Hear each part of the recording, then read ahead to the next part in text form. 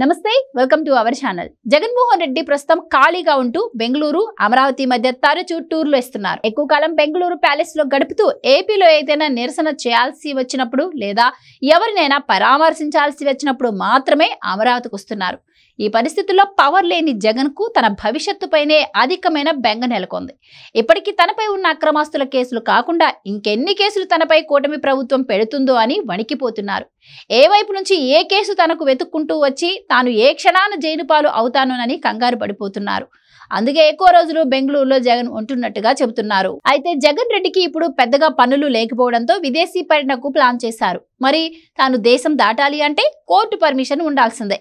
అక్రమాస్తుల కేసులు అన్ని విచారణ దశలో కోర్టులో ఉన్నాయి. గతంలో కోర్టు ఇచ్చిన ఆదేశాల మేరకు జగన్ తన ఇష్టం వచ్చినప్పుడు ఫారిన్ టూర్కు వెళ్లే వీలు లేదు. అందుకే గత ఎన్నికలు ముగియగానే ఫలితాలు వచ్చేలోపే కోర్టు అనుమతి తీసుకుని జగన్ యూకే పర్యటనకు వెళ్ళొచ్చారు. ఇప్పుడు మరోసారి జగన్ యూకేకు వెళ్లబోతున్నారు. అందుకోసం కోర్టులో పిటిషన్ కూడా వేశారు.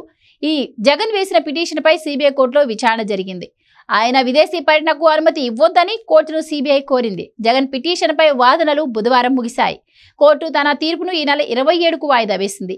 యూకేలో చదువుకుంటున్న తన కుమార్తె దగ్గరకు సెప్టెంబర్ మొదటి వారంలో తాను వెళ్లాలనుకుంటున్నానని, అందుకు అనుమతించాలని పిటిషన్లో జగన్ కోరారు. ఈ పిటిషన్ను పరిశీలించిన సిబిఐ కోర్టు ప్రధాన న్యాయమూర్తి డాక్టర్ టి రఘురాం సిబిఐ వివరణ కోరుతూ విచారణను బుధవారానికి వాయిదా వేశారు. దీంతో సిబిఐ నేడు వాదనలు వినిపిస్తూ జగన్ బ్రిటన్ పర్యటనకు అనుమతి ఇవ్వొద్దని కోర్టుకు తెలిపింది. దీంతో కోర్టు నిర్ణయం ఎలా ఉంటుందా అనే ఆసక్తి అందరిలోనూ నెలకొంది. ఎన్నికలు ముగిశాక యూకే వెళ్లిన సమయంలో జగన్ సీఎం హోదాలో వెళ్లి ఉన్నారు.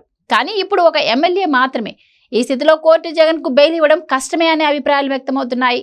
కొద్ది వారాల క్రితమే జగన్ తన పాస్పోర్ట్ ను విజయవాడలోని పాస్పోర్ట్ కార్యాలయానికి వెళ్లి రెన్యువల్ చేయించుకున్న సంగతి తెలిసిందే.